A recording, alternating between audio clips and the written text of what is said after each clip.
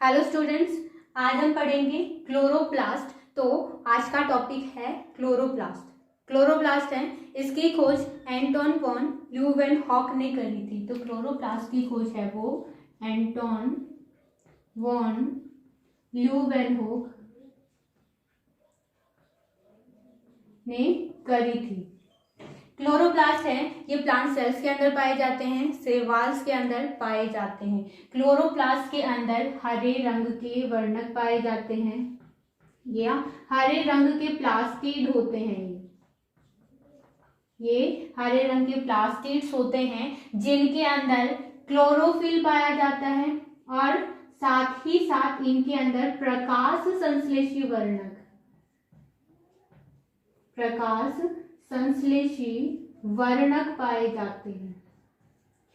तो यहाँ पर क्लोरोफिल प्रकाश संश्लेषी वर्णक की उपस्थिति के कारण क्लोरोप्लास्ट के अंदर फोटोसिंथेसिस की क्रिया होती है या प्रकाश संश्लेषण की क्रिया होती है। प्रकाश संश्लेषण की क्रिया के अंदर क्या होता है कि प्लांट्स है वो प्रकाशिक ऊर्जा को रासायनिक ऊर्जा के अंदर परिवर्तित करते हैं और इस तरीके से ये खाद्य पदार्थों का निर्माण करते हैं। तो क्लोरोप्लास्ट है, ये प्लांट्स के सबसे महत्वपूर्ण प्लास्टिड होते हैं क्योंकि यहाँ पर प्रकाश संश्लेषण की क्रिया होती है। क्लोरोप्लास्ट है, इनकी देखा जाए तो क्लोरोप्लास्ट है, इनकी संरचना में और इनकी संख्या में विभिन्नताएं देखी जाती हैं। तो क्लोरोप्लास्ट की संख्या और इनकी संरचना यानी आकृति में विभिन्नताएं हैं वो देखी जाती हैं। जैसे कि सबसे पहले हम देखते हैं कि संख्या में विभिन्नता। क्लेमाइडोमोनास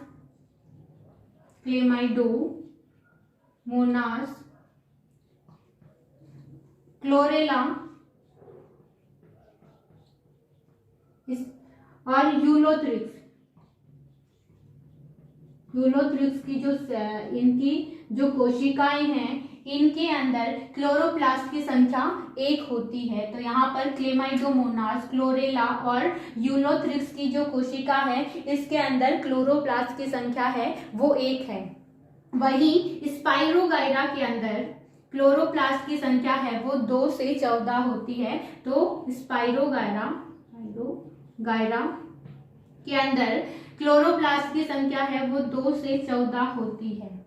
तो यहाँ पर हमें विभिन्नताएं देखने को मिल रही है कि यहाँ पर क्लोरोप्लास्ट की संख्या 1 है और यहाँ पर 2 से 14 है। वहीं जो हायर प्लांट होते हैं, उच्च विकसित प्लांट होते हैं, उनके अंदर क्लोरोप्लास्ट की संख्या होती है वह 20 से 40 देखी जाती है।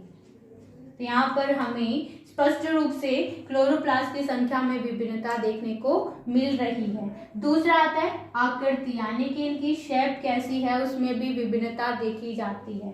तो क्लेमाइडोमोनास है, उसके अंदर क्लोरोप्लास्ट की जो आकृति होती है वो होती है कप शेप। यहाँ पर कप जैसी आकृति होती है क्लोरोप्लास्ट की। तो ये एक क्लेमाइडोमोनास की कोशिका है जिसके अंदर 2 फ्लैजिला पाए जाते हैं। ठीक है, यहाँ पर क्लोरोप्लास्ट की संख्या 1 है तो इसके अंदर क्लोरोप्लास्ट की संख्या 1 होती है और इस तरीके से यहाँ पर कप जैसी आकृति का क्लोरोप्लास्ट है वो पाया जाता है। तो यह क्लोरोप्लास्ट है जो कप जैसी आकृति का होता है।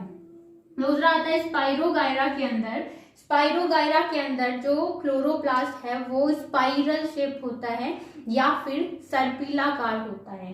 तो क्लोरोप्लास्ट है वो स्पाइरोगाइरा के अंदर स्पाइरल शेप होता है या फिर सर्पिलाकार होता है। तो यहाँ पर हम इसकी संरचना बनाएं तो स्पाइरोगाइरा है, इसकी कोशिकाएं फिलामेंटस होती हैं, लंबी होती हैं। इसके अंदर जो क्लोरोप्लास्ट है वो इस तरीके से स्पाइरल शेप में अरेंज होता है, एक स्पाइरल का निर्माण करता है। यहाँ पर क्लोरोप्लास्ट है वो इस तरीके से स्पाइरल शेप का होता है। वहीं हायर प्लांट हैं, उच्च विकसित प्लांट होते हैं, इनके अंदर जो क्लोरोप्लास्ट है वो अंडाकार या फिर डिस्क शेप का होता है। तो इस तरीके से यहाँ पर जो क्लोरोप्लास्ट है वो अंडाकार या फिर डिस्क जैसी आकृति का पाया जाता है। यहाँ पर दिखाई दे रहा है कि स्पष्ट रूप से इनकी संख्या और इनकी आकृति में विभिन्नताएं पाई जाती हैं, जो अलग अलग प्लांट्स के अंदर अलग अलग प्रकार की देखी जाती है। क्लोरोप्लास्ट हैं तो इनके अंदर स्वयं का डीएनए पाया जाता है। क्लोरोप्लास्ट के अंदर स्वयं का डीएनए पाया जाता है और इसीलिए इन्हें सेमी ऑटोनोमस ऑर्गन भी कहते हैं या फिर अर्ध स्वायत्त कोशिकांग कहते हैं, क्योंकि अगर इनके अंदर स्वयं का डीएनए पाया जा रहा है तो डीएनए पर जीन भी पाए जाते हैं और इसी वजह से क्लोरोप्लास्ट है वो साइटोप्लाज्मिक इनहेरिटेंस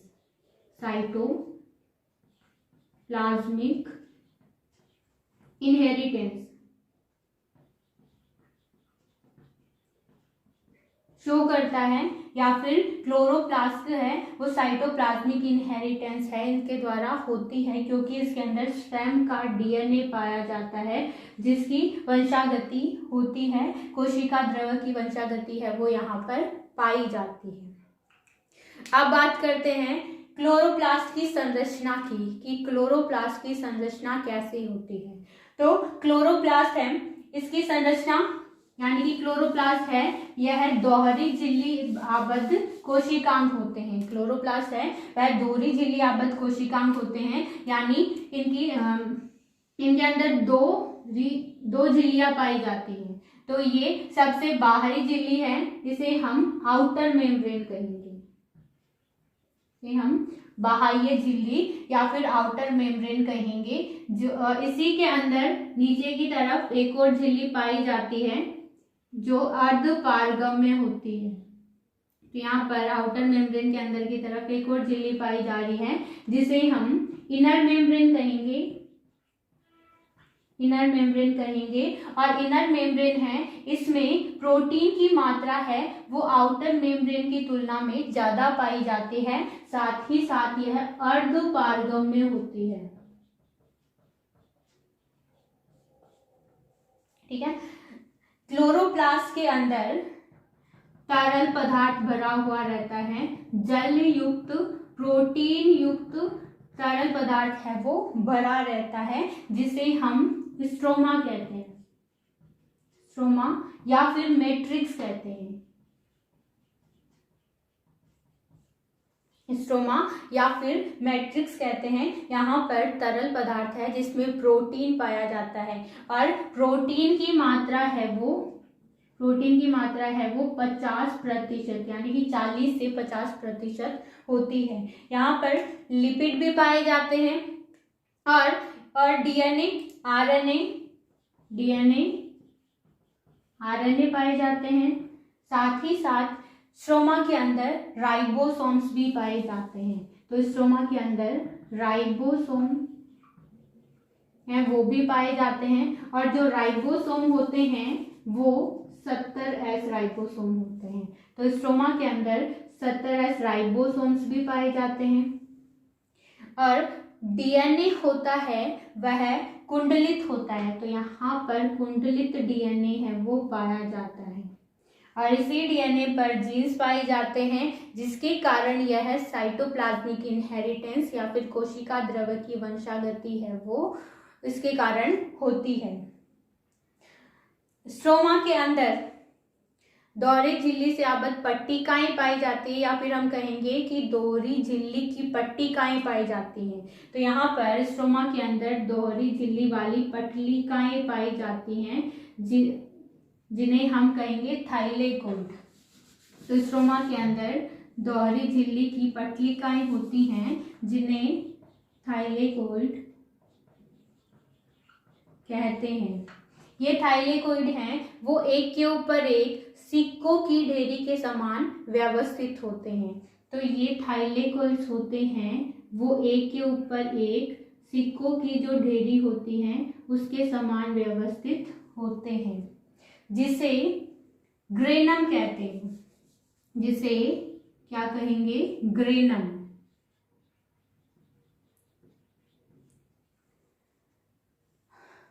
इसी प्रकार यहाँ पर स्ट्रोमा के अंदर और भी थैलेकोइड हैं, वो एक के ऊपर एक व्यवस्थित होते हैं और ग्रेनम का निर्माण करते हैं। ये ग्रेनम है वो अन्य झिल्ली या फिर नलिका के द्वारा एक दूसरे से जुड़ी हुई रहती है, जिसे इंटरग्रेनम कहते हैं।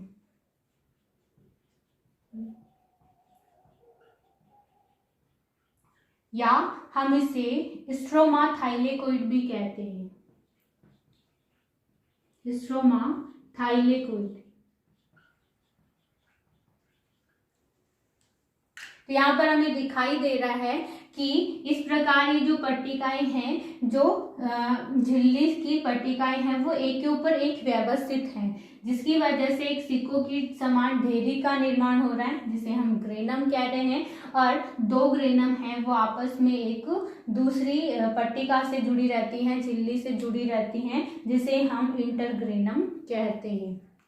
अब यहाँ पर जो ये स्ट्रोमा भाग है, तरल पदार्थ है, तरल पार्ट है, उसके अंदर ऐसे एंजाइम्स पाए जाते हैं जिसकी वजह से यहाँ पर प्रकाश संश्लेषण की अप्रकाशिक अभिक्रिया है वो होती है। तो स्ट्रोमा के अंदर अप्रकाशिक अभिक्रिया होती है, अप्रकाशिक अभिक्रिया होती है प्रकाश संश्लेषण की, क्योंकि स्ट्रोमा के अंदर प्रकाश संश्लेषण की अप्रकाशिक अभिक्रिया के लिए आवश्यक एंजाइम पाए जाते हैं। तो यहाँ पर इसका ही एक अच्छा एग्जाम्पल है Rubisco. Rubisco ribulose biphosphate carboxylase ये एंजाइम हैं जो अप्रकाशिक अभिक्रिया के अंदर आवश्यक होता है। तो यह प्रकाश संश्लेषण की अप्रकाशिक अभिक्रियाएं हैं, उसके लिए आवश्यक एंजाइम स्ट्रोमा के अंदर पाए जाते हैं। वही प्रकाश संश्लेषण की जो प्रकाशिक अभिक्रिया होती है उसके लिए आवश्यक एंजाइम है वो थाइलेकोइड के अंदर पाए जाते हैं। तो थाइलेकोइड के अंदर प्रकाश संश्लेषण की प्रकाशिक अभिक्रिया होती है, प्रकाश संश्लेषण की प्रकाशिक अभिक्रिया है वो थाइलेकोइड के अंदर होती है, क्योंकि इसके लिए आवश्यक एंजाइम और वर्णक होते हैं वो थाइलेकोइड के अंदर पाए जाते हैं। यहाँ पर एक ग्रेनम है, उसके अंदर थाइलेकोइड की संख्या 50 हो सकती है, 50 से कम भी हो सकती है या फिर इससे ज्यादा भी हो सकती है। अब देखते हैं कि ये जो थाइलेकोइड हैं इनके अंदर ऐसे वर्णक पाए जाते हैं जिसकी वजह से यहाँ पर प्रकाश संश्लेषण की अभिक्रिया होती है। और थाइलेकोइड स्वयं भी दोहरी झिल्ली से आबद्ध होते हैं। तो यहाँ पर थाइलेकोइड के अंदर भी 2 झिल्लियां पाई जाती हैं। तो ये 2 थाइलेकोइड हैं जो एक के ऊपर एक व्यवस्थित हैं, 2 थाइलेकोइड हैं, ठीक है, और दोनों एक के ऊपर एक व्यवस्थित हैं। यहाँ पर ये जो बाहरी हिस्सा है वो स्ट्रोमा की तरफ है। तो यहाँ पर ये जो बाहरी हिस्सा है वो स्ट्रोमा के कनेक्शन में है, जबकि यहाँ पर इस जो थाइलेकोइड है इसका ये वाली जो झिल्ली है वो दूसरे थाइलेकोइड के झिल्ली से जुड़ी हुई है। प्रकाश संश्लेषण के अंदर जो प्रकाशिक अभिक्रिया होती है उसमें 2 प्रकाश तंत्र होते हैं, फोटो सिस्टम फर्स्ट और फोटो सिस्टम सेकेंड। तो यहाँ पर प्रकाश संश्लेषण की प्रकाशिक अभिक्रिया में 2 प्रकाश तंत्र का भाग लेते हैं, प्रकाश तंत्र भाग लेते हैं, इसमें फोटो सिस्टम फर्स्ट और फोटो सिस्टम सेकेंड। ये 2 प्रकाश तंत्र हैं जो प्रकाश संश्लेषण की प्रकाशिक अभिक्रिया में भाग लेते हैं। तो यहाँ पर जो फोटो सिस्टम फर्स्ट है इसके अंदर जो इसका रिएक्शन सेंटर है उसमें क्लोरोफिल ए पाया जाता है। प्रकाश फोटो सिस्टम सेकेंड के अंदर भी क्लोरोफिल ए पाया जाता है, लेकिन यहाँ पर जो पिगमेंट है या फिर जो वर्णक है वह कि 700 यानी कि 700 नैनोमीटर की वेवलेंथ का अवशोषण करते हैं। वहीं यहाँ पर जो फोटो सिस्टम सेकंड है उसमें वर्णक है वो 680 नैनोमीटर की वेवलेंथ का अवशोषण करते हैं। फोटो सिस्टम फर्स्ट और फोटो सिस्टम सेकंड यानी कि प्रकाश तंत्र फर्स्ट और प्रकाश तंत्र द्वितीय, ये इन झिल्लियों पर वेबस या इन झिल्लियों पर पाए जाते हैं। थाइलेकोइड की ये जो झिल्लियां हैं इन पे पाए जाते हैं, जिनमें जो फोटो सिस्टम फर्स्ट होता है वो यहाँ पर ये जो झिल्ली है जो स्ट्रोमा के आसपास स्ट्रोमा के कनेक्शन में है यहाँ पर पाई जाती है, जबकि फोटो सिस्टम सेकंड है वो यहाँ पर पाया जाता है। इसके अलावा भी जो थाइलेकोइड है इसकी मेम्ब्रेन पर थाइलेकोइड की मेम्ब्रेन पर छोटी छोटी कणिकाएं पाई जाती हैं, जिन्हें हम क्वांटोसोम कहते हैं। थाइलेकोइड की जो आंतरिक झिल्ली होती है उस पर छोटी छोटी कणिकाएं पाई जाती हैं, जिन्हें क्वांटोसोम कहते हैं।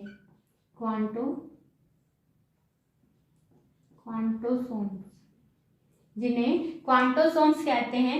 क्वांटोसोम्स ऐसे छोटी अंडाकार गोलाकार कणिकाएं होती हैं जिनके अंदर विभिन्न प्रकार के वर्णक पाए जाते हैं। जैसे कि इनमें क्लोरोफिल है, उनकी संख्या 230 होती है। क्वांटोसोम्स के अंदर 230 क्लोरोफिल अणु पाए जाते हैं और यहाँ पर विभिन्न प्रकार के प्रकाश संश्लेषी वर्णक पाए जाते हैं। तो यहाँ पर विभिन्न प्रकार के प्रकाश संश्लेषी वर्णक पाए जाते हैं। क्लोरोफिल के 230 अणु पाए जाते हैं, जैसे कि कैरोटीनॉइड्स हो सकते हैं, ज़ैंथोफिल हो सकते हैं, वो सारे वर्णक हैं वो इसके अंदर पाए जाते हैं। तो ये प्रकाश का अवशोषण करते हैं और इसके फोटो सिस्टम है उनके प्रकाश जो अभिक्रिया केंद्र है वहां तक पहुंचाने का कार्य करते हैं। तो इस तरीके से क्वांटोसोम है वो प्रकाश संश्लेषण यानी कि जो प्रकाश संश्लेषण की प्रकाशिक अभिक्रिया है उसके लिए एक संरचनात्मक और कार्यात्मक इकाई होती है। प्रकाश संश्लेषण के अंदर ये तो हो गई इसकी संरचना की बात कि यहाँ पर ये जो क्लोरोप्लास्ट है वो दोहरी झिल्ली से आबद्ध कोशिकांग है और इसकी जो आउटर मेम्ब्रेन और इनर मेम्ब्रेन के बीच में जो स्पेस पाया जाता है वह 100 से 200 एंगस्ट्रॉम होता है, जिसे हम इंटर मेम्ब्रेन स्पेस कहते हैं या फिर अंतर कोशिकीय अवकाश कहते हैं। इसे हम अंतर कोशिकीय अवकाश कहते हैं।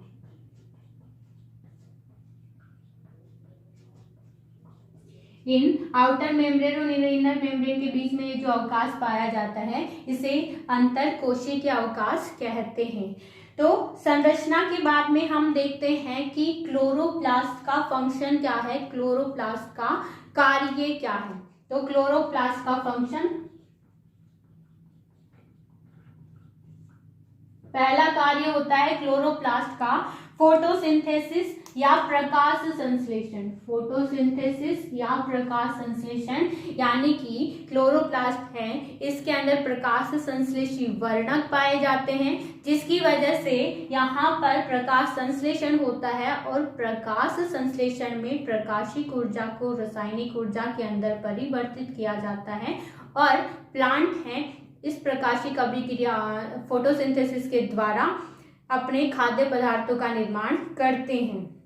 दूसरा ये है कि क्लोरोप्लास्ट के अंदर डीएनए पाया जाता है।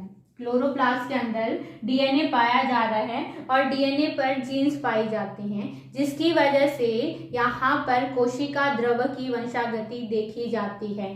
तो क्लोरोप्लास्ट है इसकी वजह से कोशिका द्रव की वंशागति होती है, कोशिका द्रव की वंशागति होती है।